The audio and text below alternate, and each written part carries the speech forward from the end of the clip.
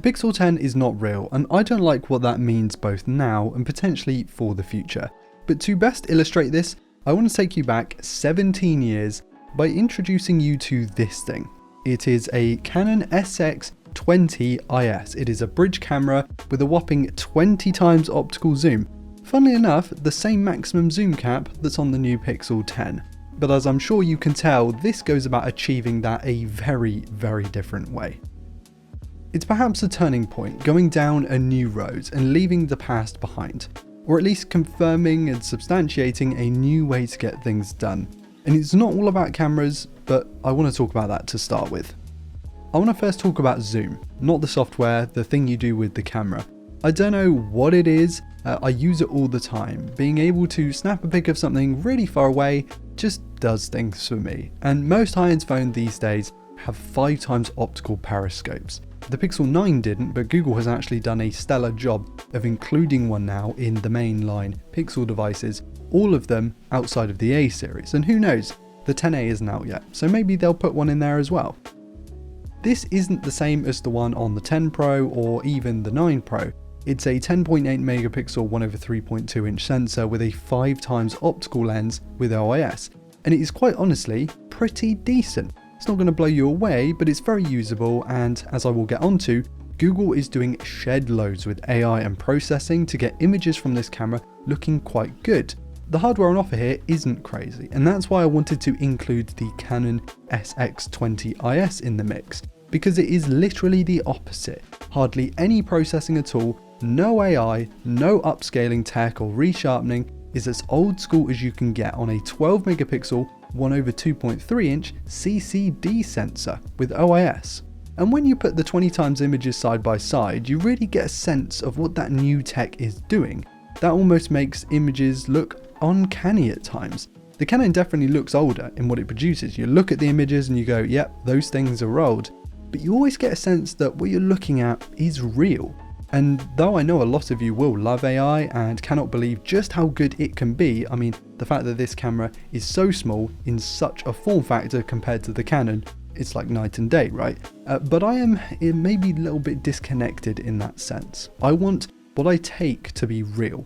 I don't want things to be faked, and what becomes evident, particularly when you look at small text from far away with the Pixel 10, is that AI is being involved in the process. Because AI still can't really reproduce text cleanly for whatever technical reason, but it's like the smoking gun to the whole "is this image AI" question. I'm not saying the Pixel can't take good photos, but wow, there is a big drop off when you take photos of text far away, and it makes you wonder just how much of all the photos you take is being done by AI. Is it being generated instead of being taken? And in general, I think the main and the ultra-wide cameras, which have been severely downgraded on the Pixel 10 from the base model Pixel 9 by the way, it still look pretty good, great even. I mean, you know, Google does what Google does, and they take some of the better photos that you can take in any smartphone in terms of raw quality, but since we know there's so much processing and AI going on in the background, it does make me a little hesitant to pick it up and give it a go. I don't know, am I behind the times, or is this a valid concern? Please do let me know in the comments, although as far as I can go, I am resisting AI in my personal life. But on the whole, the Pixel 9's camera is great. You will not be disappointed just as long as you don't care too much about AI getting involved. And a big thank you to the Canon SX20 IS for agreeing to participate in this comparison. Right lads, on with the video. Is there UFS 4.0? Well, it's complicated. My colleague at AP put together this brilliant article explaining that basically the base model 128s are UFS 3.1, and for clarity, that's what I have here. Then you'll need to pony up to 256 or more to get UFS 4.0, and then beyond that, there's also certain regions and certain SKUs in those regions that are zoned UFS. Check out the article, by the way, it's fantastic. It's too much to dissect in this video because I don't know why they didn't just put UFS 4 in every single model, but there you go. 3.1 is half the bandwidth, and it is something you do feel. I think it contributed to the older Pixels just feeling a little bit slower than the competition. Sure, the GPU and CPU wasn't there, but the UFS made a difference. In about 6 months, you will start to feel the phone slow down a bit more with the UFS 3.1. Whether it does it with UFS 4 and Tensor, well, that remains to be seen. we'll have to pick this one back up in about 6 months' time. And performance, well, it's better than the previous versions of Tensor. The G5, particularly in AI, as much as you'd expect given how much AI is going on here, is pretty good. It is a bit of an improvement, and when I've played games with the Pixel 10, I've seen no real massive jumps or hiccups, even in 3D titles. It's not exactly perfect, but it's also not bad. I think as long as you opt for the 256GB SKU or higher, it will stay quicker for longer, and that is the one I recommend going with, which does mean that the MSRP or RRP here in the UK is largely pointless if you're going up a SKU. Anyway, CPU and GPU performance still a ways behind Qualcomm, but the new 3nm process in here, it's decent, just not amazing. And it's the same for battery life actually. It's good, it's easily an all-day phone, and for me that is basically the benchmark. That's not a problem. And the capacity on paper is maybe overselling the longevity a little bit. Not the sort of compromise you really want to make on a phone that starts at 800 quid. And to be totally honest, this phone isn't for me. I'm going to put that out here right now. It's not my kind of product. I am not the target demographic. I'm a hardware guy. I'm not interested in AI, not interested in really much software trickery to get the job done. Just like an electric or hybrid car on paper, it's going to absolutely smoke this cute little Toyota MR2 with a broken starter motor, or a Subaru WRX. So on paper, there is simply no comparison. But I couldn't give a monkeys. The new cars lack character and personality, and they use a lot of artificial stuff to get the job done. They lack the theatrics of a screaming little NA engine that doesn't really go very fast, or a rumbly boxer. And it's a similar story here. Like, the display is phenomenal. It does ship in 60Hz mode, which I really don't quite understand. So yeah, go into the settings and enable 120 if you haven't in the last couple of generations of Pixel.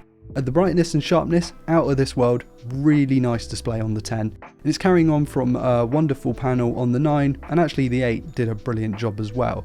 The build, also really nice. I'm still not the biggest I'm not the biggest fan of the flat sides, but I don't know, I put a case on my phone anyway, so it's not a big problem. And I really do like the camera visor. It's the best camera design on a smartphone for me. And it's one of those things where, like, you look at someone using their phone and it's like they are using a Pixel because it looks like this. 7 years of software updates is brilliant on the full version of Android 16 here. The M3E software package looks exceptional. Probably my favorite software design on a smartphone. Just absolutely adore it. And if you are so inclined, there is a lot of AI going on in here that you can play around with. It's staggering, but it's just not for me. The in-display fingerprint scanner is brilliant. I've not had a single dropout on EE here, and Wi-Fi has also been very good. The phone gets a little warm under load, but never felt like it really burnt you like the S25 Edge can do sometimes. It doesn't actually, but it feels like it. The Pixel haptics, the little vibrations you do when you interact with things on the screen, some of the best in a phone and have been for a while now. But maybe one thing that's quite concerning is that the Pixel 10 series in the US is eSIM only. So you can't just pull out your SIM card and put it in a new phone. You have to authenticate and request a move with your carrier. Sometimes that can take a couple of minutes, sometimes that can be a massive headache. It's not something that I wish to do with a phone, and thankfully in Europe and in the UK where I'm based, it's still a physical SIM card slot, so I'm glad about that. And we all know that in a few months, the price of this thing will drop like its forebears. Around Christmas, you might be able to get this thing for 650 quid, going into spring, maybe even £500. And for me, that is the ideal time to go and buy a Pixel if you are in fact looking at something like the 10. And I do highly recommend waiting, but if you can't, then go for it. You're not going to be disappointed with the 10, as long as you're not a massive fan of AI, because that makes a big deal here. Much like Nvidia's fake frames, its frame generation, the Pixel 10 is a clear sign that what we're moving towards is even more fake, even more artificial than ever before. And there will be millions of people for whom this is good enough, if not actually optimal. But call me old-fashioned, it's not where I want to be. And for that reason, whilst I can appreciate the Pixel 10 for what it does do, it's not going to be my new phone.